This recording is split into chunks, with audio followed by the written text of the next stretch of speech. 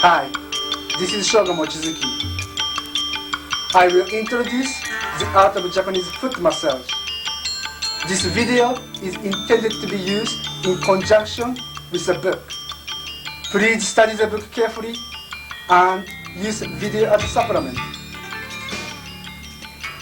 Zokushindo originated in ancient China over 5,000 years ago. It is the oldest known form of foot reflexology in the world. Unlike Western forms of reflexology, which have been created during this century, Zokushindo consists of methods that have been modified and perfected over thousands of years.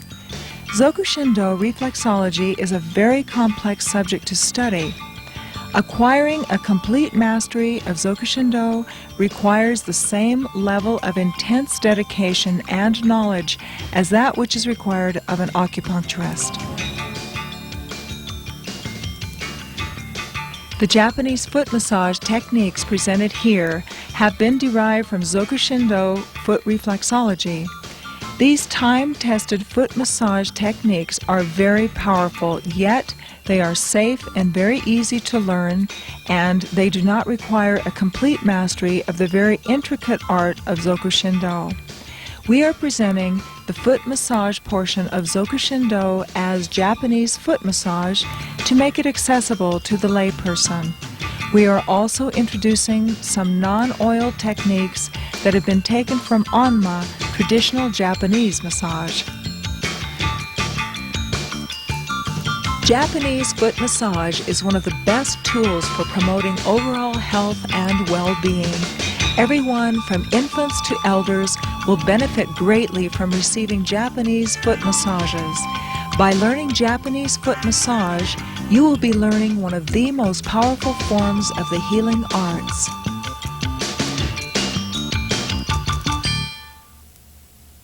The first portion of this video will demonstrate the techniques from chapters 7 through 9 of the book Zokushindo Volume 1 Japanese Foot Massage. Please do not attempt to use this video on its own to learn how to apply Japanese foot massage. There are very important instructions found in the book which are not provided in this video. Before you begin applying Japanese foot massage, it is very important that you read chapters 1 through 6 very carefully to learn the basic information. These chapters contain very important precautions and instructions that you must know before you attempt to apply each technique, so please read through the instructions in the book carefully. These techniques are demonstrated on the right foot because many people are right-handed and find it easier to learn applications on the client's right foot. You may want to apply the warm-up techniques to the right foot and then repeat them on the left, or you can apply the techniques from all 4 chapters to the right foot first and then apply them to the left foot. Examples 1 through 30 are demonstrated using lubricants. Lotion, oil, or a combination of the two work well. Examples 31 through 45 do not require lubrication. This video will demonstrate 15 examples of Japanese foot massage warm-up techniques. Warm-up techniques are light, smooth movements which help to improve circulation, relax the muscles of the feet, and relax the client. We begin the Japanese foot massage using this long stroking technique. This technique will increase circulation to the entire foot and leg and help to relax the client. Make sure that your strokes are very light, smooth. Maintain an even amount of pressure throughout the application and remember to only use one hand at a time. Begin stroking the outside of the shin bone. Keep your elbow relaxed and dropped so that your arm supplies the necessary light pressure. Place the palm of your left or outer hand on the top of the foot. This part of the foot is also known as the dorsal side. Keep your fingers at a 45-degree angle to the shin bone. Make sure to use plenty of lubrication. A hairy leg will require a little more. Stroke the foot and leg with the palm and bottom half of the fingers on your outer hand. Then begin stroking the inside of the foot and leg. Using your right or inner hand, stroke the area between the shin bone and the calf muscle. Make sure that the fingers are pointed at a 45-degree angle to the bone and remain at that angle while stroking the entire leg and foot. This is a fast stroking technique which is used to warm and relax the feet. Applications of this technique should only last a short period of time or your hands will become tired. Begin stroking along the foot. Make sure that you have enough lubrication on your hands for smooth stroking. Stroke rapidly back and forth along the arch and the top of the foot. Alternate the direction of your hands to keep the strokes going in opposite directions. Cover the entire arch and top of the foot. When stroking across the foot, alternate the direction of each stroke. Use the entire palm and the fingers to move quickly, vigorously, and smoothly back and forth across the foot. Do not continue onto the toes because you want to avoid scratching yourself on the client's toenails. This is another technique that is used for warming the feet using the entire palm.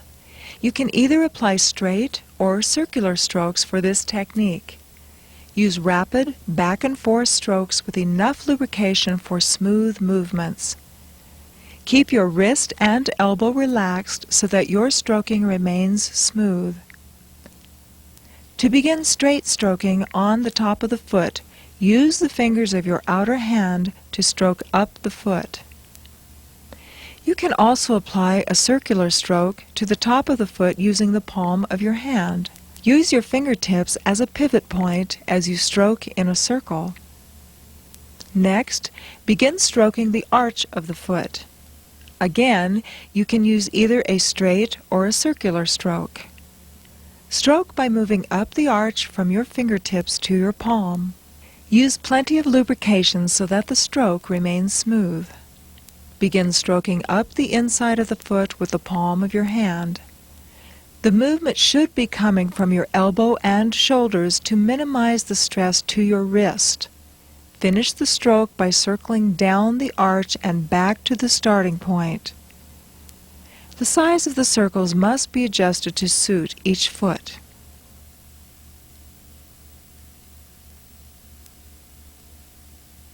This vibration technique is unique to Japanese foot massage.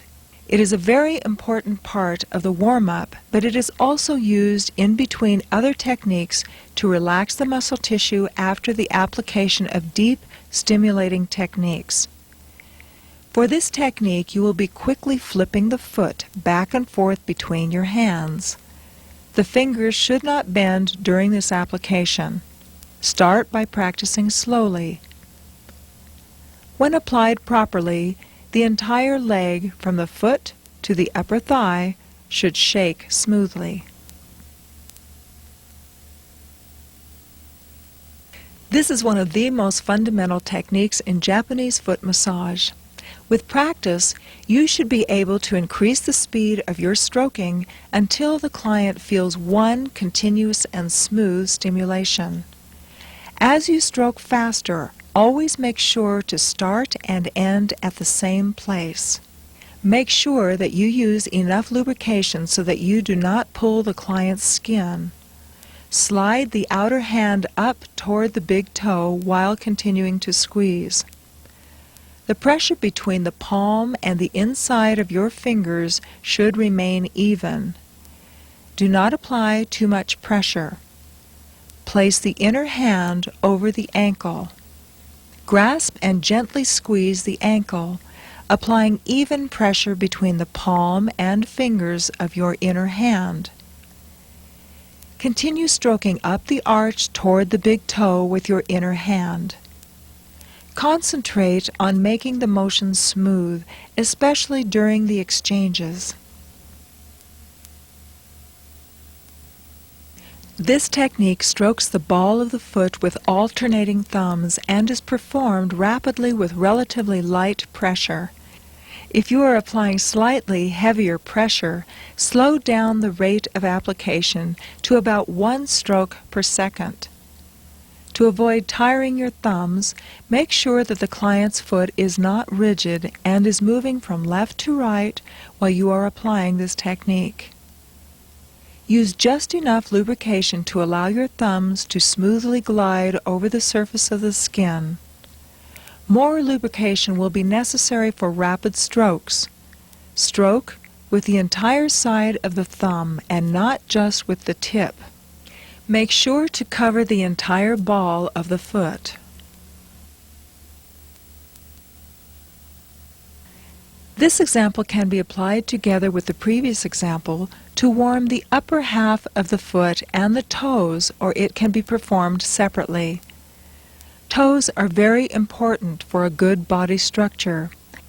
They are also important for proper qi flow in the body because the meridians begin and end at the toes. You can use either straight or curved up stroking for this example.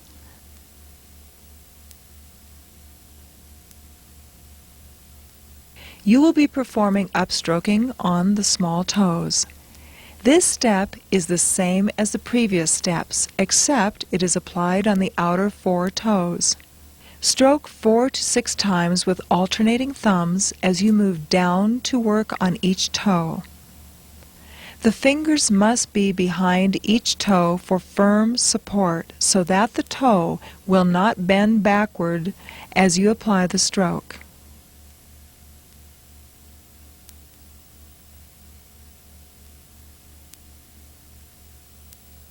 This technique is excellent for warming and relaxing the foot in preparation for deeper work. It is very similar to example 6, except that it is applied to the center of the foot instead of the ball of the foot. As in example 6, make sure that the foot is moving from left to right. However, the foot will not move as much in this example. Be sure to stroke by using the entire side of the thumb, not just the tip. Alternate strokes with your thumbs and begin to move slowly down toward the heel. Make smaller strokes as you reach the edge of the heel pad.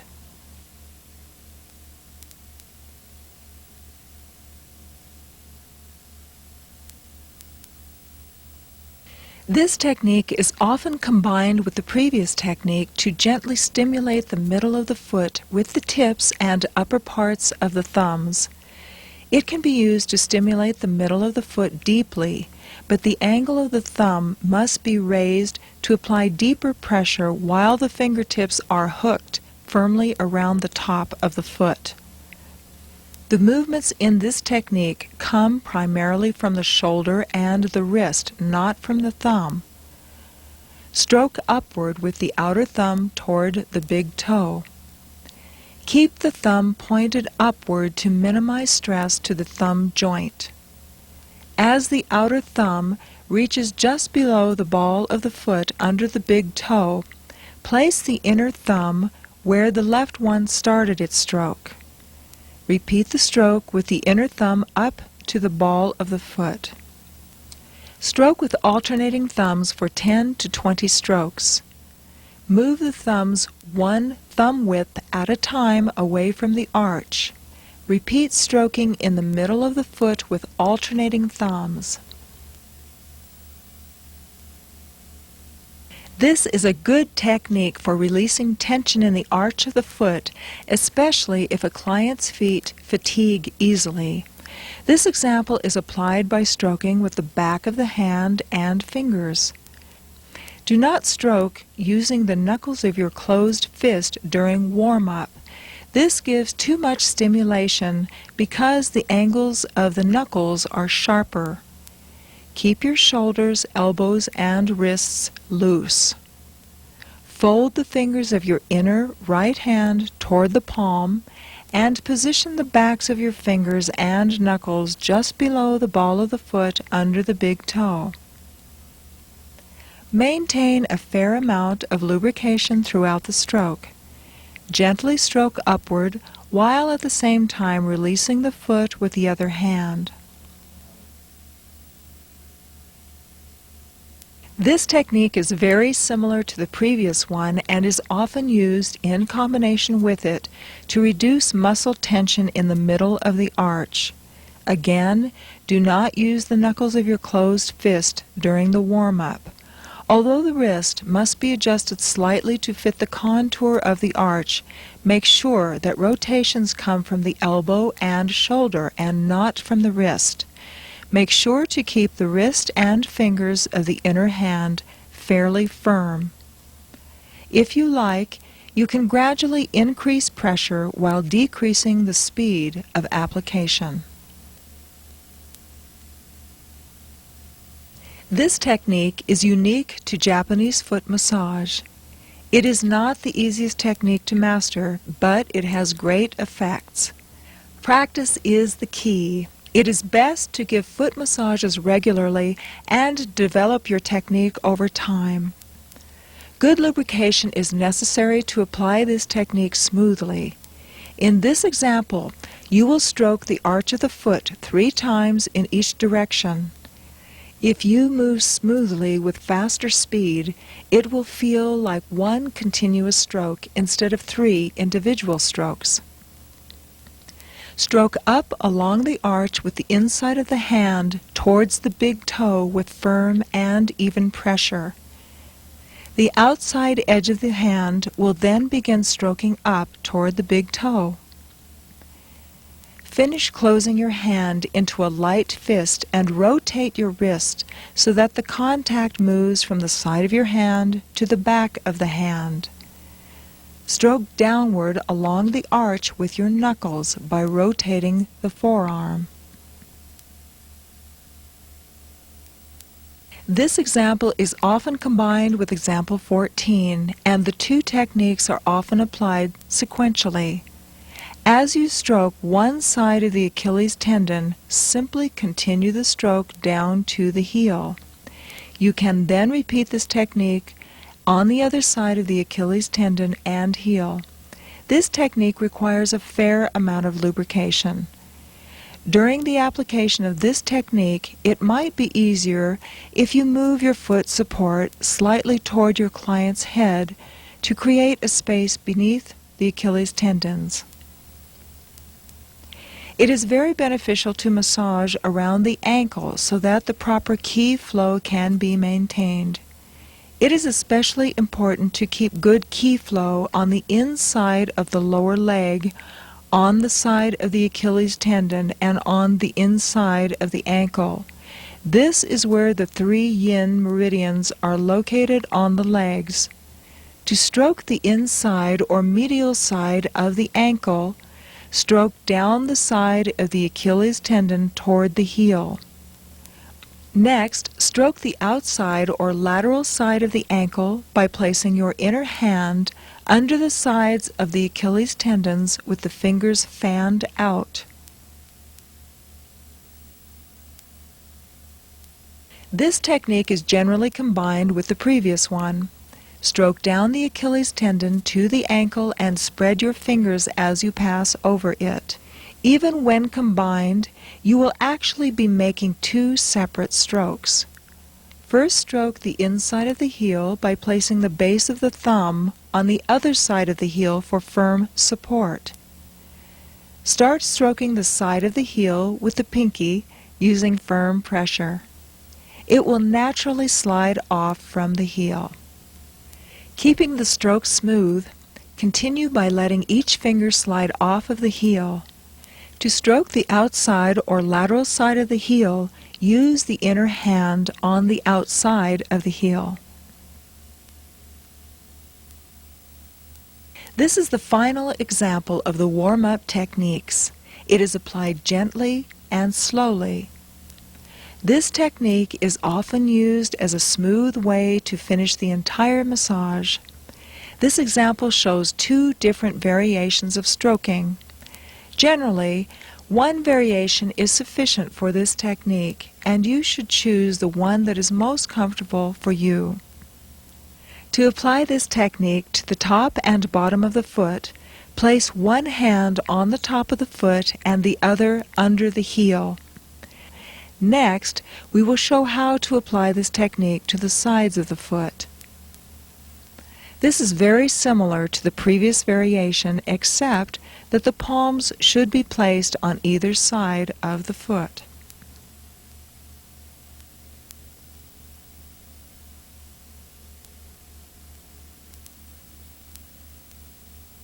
Now, Shogo Mochizuki will demonstrate how to combine the previous 15 examples.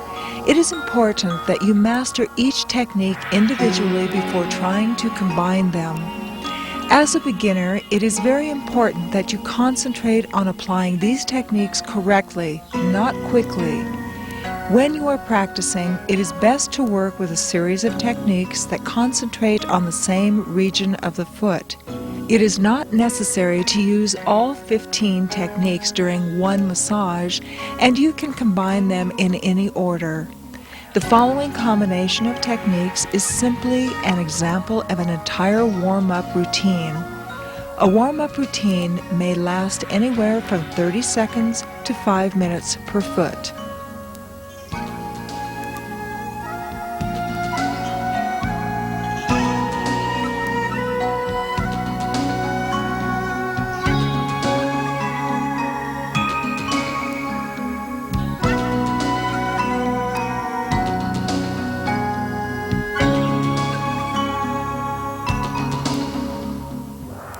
With time and experience, you will learn to combine these warm-up techniques in the way which best suits your style and the needs of your clients. Remember to keep your wrists, elbows, and shoulders relaxed during the massage. Otherwise, your movements will become jerky and it will be difficult for your client to relax. Time and experience will enable you to relax and combine these techniques smoothly. You will find that the more you practice, the more naturally and quickly these techniques will come to you.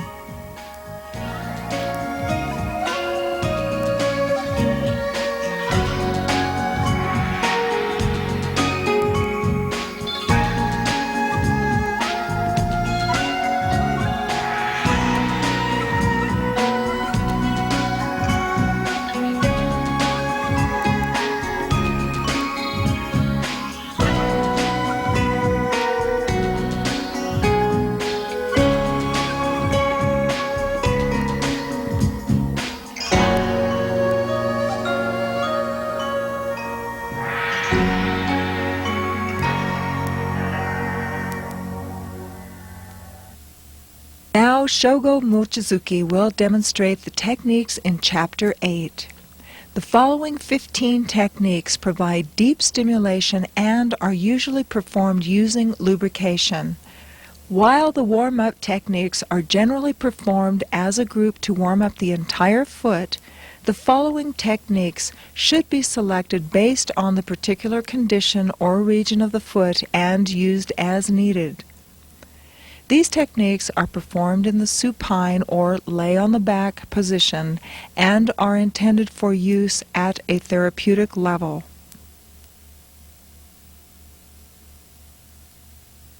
The next 5 examples demonstrate how to deeply stimulate the ball of the foot. When applying this technique, use slow and smooth strokes. For this technique, your thumb should always be pointed toward the ceiling, not inward, so that it does not stress the thumb joints. Also, the thumb must be kept completely straight. Do not bend it while stroking. Make sure that the stroke is applied using a shoulder and elbow movement, and not just a thumb or wrist movement. Apply heavy pressure with the tip of the inner thumb just below the ball of the foot. Stroke upward to the base of the toes with the inner thumb. As the inner thumb reaches the top of the ball of the foot, place the outer thumb at the starting point and repeat the stroke. Alternate strokes in the hollow between the first two foot bones. Repeat this 4 to 10 times. After several strokes, move down to the next set of foot bones and repeat. Continue moving down the foot until finishing between the fourth and fifth bones. This example is similar to the previous one, except that only one thumb is used to stroke, and it penetrates the tissue more deeply. Make sure that you stroke by utilizing the movement of the outer hand to bring the foot toward you. Doing this will minimize the stress to your thumb. Move to the next set of foot bones, stroking 3 to 5 times for each set, always stopping just before the webbing between the toes. Work until you have finished stroking between the fourth and fifth foot bones. Alternatively, you can stroke with the thumb from the toes toward the heel, but this method is generally not as easy to apply and is less effective. This technique is very effective for reducing muscle tension in the balls of the feet. The muscles and tendons of the foot are strong enough to support the weight of the entire body, and firmly massaging this area can help to reduce fatigue. Place the inner thumb on the ball of the foot under the big toe and the outer thumb on the ball of the foot under the smallest toe. Slide the thumbs toward each other using moderate pressure. Allow the foot to move away from you a little with the pressure of the stroke. Each thumb should finish the stroke at the edge of the ball of the foot. Using the same concept, continue stroking with smaller strokes as you move down the outside edge of the foot. The previous example will loosen most parts of the balls of the feet. It is difficult to apply the previous technique to the very top of the ball of the foot, the area just below the base of the toes. However, you will find that this technique is very effective for loosening the muscles in this area. Place the thumb of the outer hand between the ball of the foot under the smallest toe and the toe itself. Then slide the tip of the thumb slowly toward the base of the big toe by using the inner hand to gradually push the foot toward the outer thumb. Finish the stroke at the base of the big toe. This technique uses the outside edges of both thumbs to knead between the foot bones. Continue by repeating the stroke on the inner edge of the second foot bone with the outer thumb. Alternate the thumbs one after another. Start at the top of the next set of foot bones and repeat the kneading between all of the foot bones on both feet. A little lubrication is necessary, but too much will make it difficult to stroke deeply.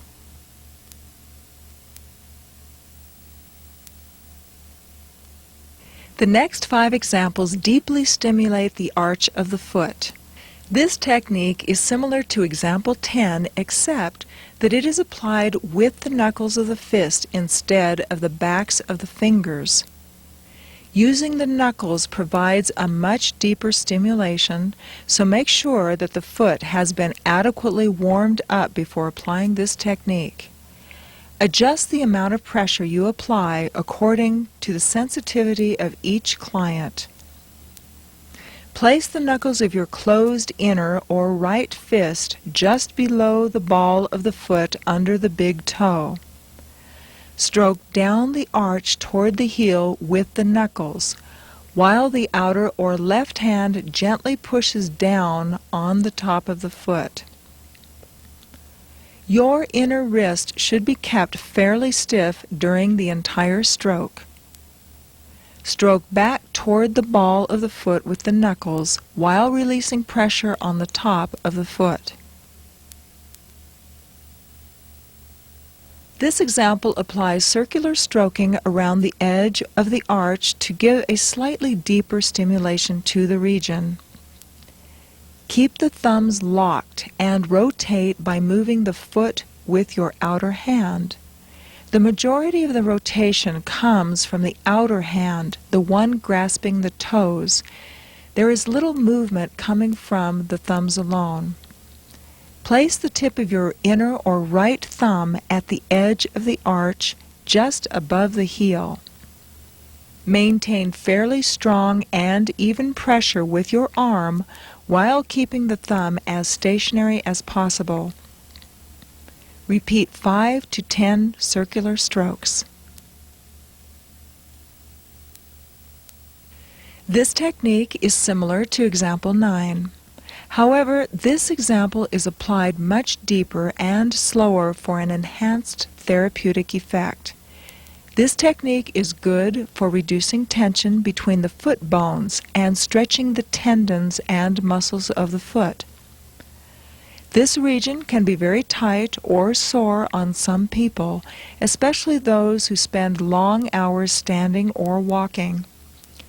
Work this area carefully and thoroughly, adjusting pressure according to each client's level of sensitivity. Do not stroke with the thumb. Instead, you should pull the foot into the thumb. This example applies small circular stroking on the arch to reduce muscle tension. There are 2 variations of this example. Choose the one that best fits the size of your hands, the size of the client's foot, and the rotation of the ankle. If you are applying this technique with heavier pressure, remember to use less lubricant. The movement should come from the elbow and shoulder, not the wrist. To use the base of the thumb, place it into the arch of the foot and stroke using a small circular motion. Now we will demonstrate how to use the base of the side of the hand. This is similar to the previous variation, but it is applied by placing the pinky or hypothenar side of the hand into the arch of the foot. Adjust the angle of your hands to best fit the contour of the arch.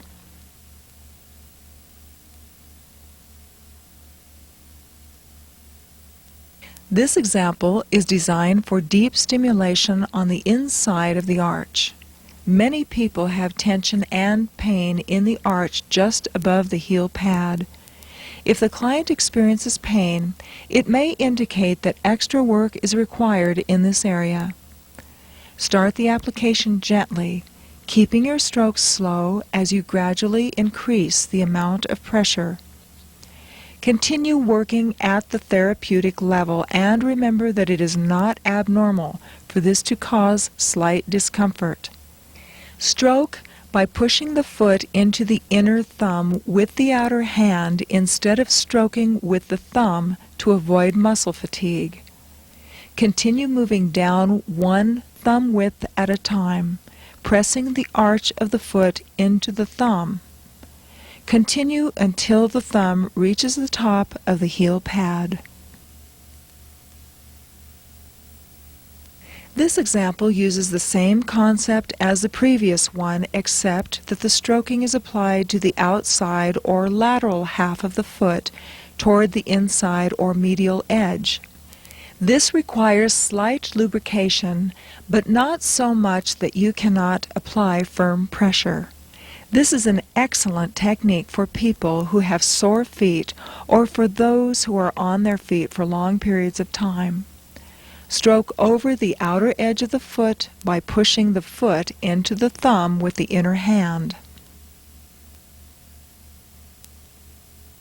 This technique uses deep, slow thumb stroking on the outer or lateral edge of the foot. As with examples 17 and 19, you should stroke by pushing the foot into the thumb with the supporting hand instead of using the thumb for the actual stroking movement. A little lubrication is necessary, but it is a very unstable region and too much lubricant will make it difficult to stay on the edge of the foot. First, stroke on the bottom edge of the foot. Place the outer or left thumb just above the heel pad on the outside or lateral edge of the bottom of the foot. Push the foot down into the thumb so that it strokes up toward the fifth toe. Next, stroke on the outer edge of the foot. Keep the inner hand in the same position and place the outer thumb on the outer edge of the foot near the heel. Push the foot into the thumb to stroke up toward the fifth toe. For this technique, you will be smoothly and rhythmically stroking up and down the webbing with light pressure. It is important to work the region between the upper foot bones and over the webbing of the toes because most of the meridians of the foot run in between them. You can either stroke the top and bottom of the foot together with the thumb and index finger, or you can stroke each separately. To stroke the top of the foot, use the index finger. To stroke the bottom of the foot, use the thumb. This example is used to work on the heel and the surrounding areas. Some people have extremely hard or cracked skin on the heel. Using additional lubricant and slower stroking may make it easier to work on this type of skin. You can perform this technique using horizontal stroking. You can also perform this technique with vertical stroking. This technique is used to reduce tension on the edges of the heel pad. It is important that your index and middle fingers have a solid grip on the back of the heel to stabilize the hand as you stroke. It is also helpful for the outer hand to move the foot into the stroke to minimize wear on your thumb and wrist. This technique requires a small amount of lubrication. Remember, do not bend the thumb while stroking. Apply this technique along the inside edge of the heel. Next, apply this technique along the outside edge of the heel. Finally, apply this technique to the top or anterior edge of the heel. Now Shogo Mochizuki will demonstrate 15 Onma techniques that do not require lubrication. Unlike the previous examples, these techniques were taken from Onma, not from Zokushindo. You will find that these techniques are applied quite differently than the previous techniques. If you are combining Japanese foot massage with a modality of bodywork that does not use oil, you might find these techniques easier to incorporate into your massage routine. It is beneficial and useful to know techniques that do not use lubrication. Circumstances could arise where you might not be able to work directly on a client's skin or would prefer to avoid direct contact with the skin. All of the techniques in this chapter can be applied over fabric and still achieve the same stimulating results. This technique uses fairly light, quick kneading to warm the foot. It is not a pressure technique. Unlike most kneading techniques, no rotation or kneading motion is used. Alternate the thumbs using light pressure to work down the foot. The inner thumb should follow the first foot bone and the outer thumb should follow the second bone. Continue working down the foot, following the edge of the arch until you reach the top of the heel pad. Move the tips of your thumbs to the ball of the foot at either the third and fourth or fourth and fifth foot bones.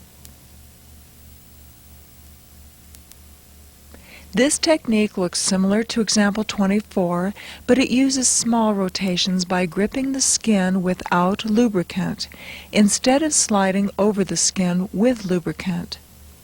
Two different ways to apply this technique are shown. To minimize stress to the wrist, you may choose to use the base of the thumb, base of the side of the hand, or both sides to work on the arch. Choose whichever works best for you based on the angle and size of the client's foot and the size of your hands. To apply this technique using only the base of the thumb, apply small rotations with fairly heavy pressure, minimizing movement over the surface of the skin. Rotate from the shoulder, not from the wrist. Cover the entire arch region from just above the heel pad to just below the ball of the foot under the big toe. You may also apply this technique using only the base of the side of the hand. This uses the exact same concept as the previous variation, but it is applied with the other side of the hand. This technique is an effective way to loosen tight muscles on the arches. Use a fair amount of pressure to be both effective and therapeutic. The majority of the movement in this technique comes from the outer hand, which is used to move the foot from left to right. Using the movement of the outer hand will minimize the stress to the thumb of the inner hand. This technique kneads the muscle by applying pressure with the thumbs, alternating one after the other. This technique is commonly used in Onma. You should apply this technique by moving your upper body, not just your thumbs. Keep kneading slowly down the arch, alternating the thumbs until you reach the upper edge of the heel pad. Move the thumbs to the outside or lateral edge of the foot, placing both thumbs just below either side of the ball of the foot under the smallest toe, and repeat the kneading process. This uses the same concept as the previous technique, except that it is applied on the heel. Make sure that the foot is firmly stabilized with the fingers of both hands. Any lubrication must be removed, or this technique will be difficult to apply. Support the heel with the tips of the fingers of both hands. Place the thumbs at a 45-degree angle to the top edge of the heel pad, about 1 thumb width apart. Knead by alternating the thumbs. After repeating several times, move the thumbs down 1 thumb width at a time until you reach the bottom edge of the heel pad. This technique is most often used to work the middle of the foot. Do not rotate the thumb. Keep your thumb almost stationary and rotate by using the outer hand to move the foot into the thumb. The thumb should remain in the same place during the rotation and should not slide over the surface of the skin. This thumb pressure technique is similar to example 34, although it is applied with both thumbs on the same side of the muscle instead of on either side of it. Make sure that you adjust the amount of pressure according to the sensitivity of your client. Again, the thumb should be kept straight while applying pressure. Place your thumbs side by side on the inside of the first foot bone, just below the ball of the foot under the big toe. Apply alternate pressure with the tips of the thumbs to create a kneading movement. With each alternation, the thumbs should move slightly toward the heel.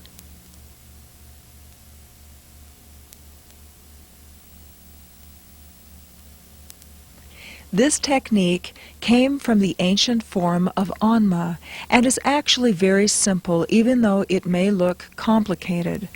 It is excellent for loosening tight muscles and ligaments around the balls of the feet.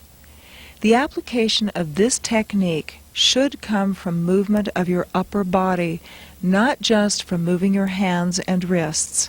Remember to keep the hands and wrists relaxed. Do not bend the thumb during this technique. Again, make sure that you adjust the application of pressure to suit the sensitivity of each client. These vibration techniques can be combined at any time with any of the other techniques. You can use any part of the hand to apply vibrations, depending on which part of your hand best fits in the curvature of the foot. Always apply direct pressure or press firmly against the foot before applying vibrations. This is an example of a technique that uses the thumb to apply vibration. You can also apply vibration with the flat part of the fist as shown here. Using the tips of the knuckles is also an effective method to apply vibration. Not everybody is able to apply smooth vibration. The following two vibration techniques may be easier for a beginner. You can choose between them depending on what seems to be the most appropriate. Lubrication should be removed from the foot to avoid slippage. If it is difficult to remove the lubricant, you can wrap a sheet around the foot, then apply this technique. You may apply vibrations using the forearm, or you can use the tip of your elbow. Using the tip of the elbow will provide stronger stimulation than the forearm. Like vibration, percussion can be used at any time during the course of a foot massage, either with or without lubrication. Percussion techniques can be used to provide good transitions between other techniques. There are many different variations of percussion that can be used on the feet. These are the three most common techniques for foot percussion. With all percussion techniques, make sure the hand and wrist remain very loose to soften the impact. You can apply percussion with a lightly closed fist. Using the side of the hand is also effective for percussive techniques. Because of its smaller contact surface, the side of the hand works especially well for smaller feet. You can also apply percussion with the back of the hand. Strike smoothly and rhythmically as you slowly move up and down to cover the entire arch.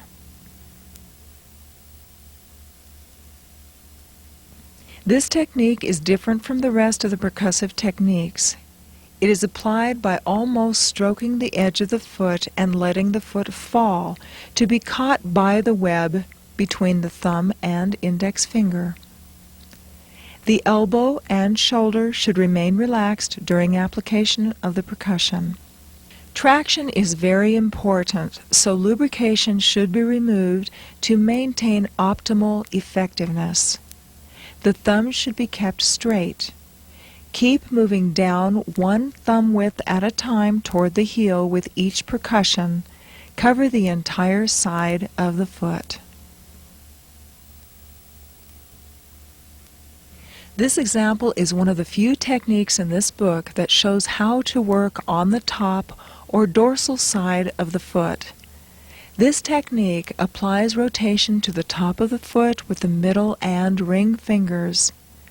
Apply pressure very gradually because some regions of the dorsal side can be very sensitive. The area of application is fairly large, so take your time and cover the entire area. You can either alternate the use of your hands or you can alternate the use of the index and middle fingers to avoid muscle fatigue. Hook the middle and ring fingers of the outer hand just in front of the ankle. Rotate by using the entire hand, not just the fingers.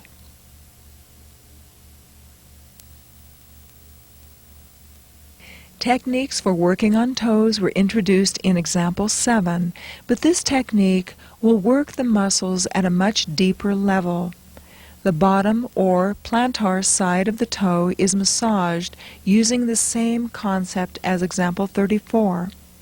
This technique can be applied with lubricant, but is easier and more effective without it. First, apply 2 finger rotations on the tops of the toes. Then, knead the bottoms of the toes using both thumbs. This last example stimulates the tsubo or acupoints. Tsubo are important points in the body, and stimulating them will enhance and maintain good health. 2 of the tsubo are kiketsu, or extraordinary points. For a discussion of kiketsu, please refer to pages 32 and 33 in your book. The extraordinary points do not belong to any of the karaku or meridian systems. It is best to apply pressure to the tsubo while the client is exhaling. Repeat the application of pressure 3 times on each point for each foot. Remember to adjust the amount of pressure according to the client's sensitivity. Kidney 1, or Yusen, literally means gushing spring or bubbling fountain. It is the first tsubo on the kidney meridian, and it is very important for maintaining good health. The next extraordinary point, called Supine, literally means losing sleep. Stimulating this tsubo promotes good sleep and helps insomniacs. At last, move to another extraordinary point called Zokushin, literally means heart of feet or center of feet. Stimulating this tsubo is also very important for promoting overall health.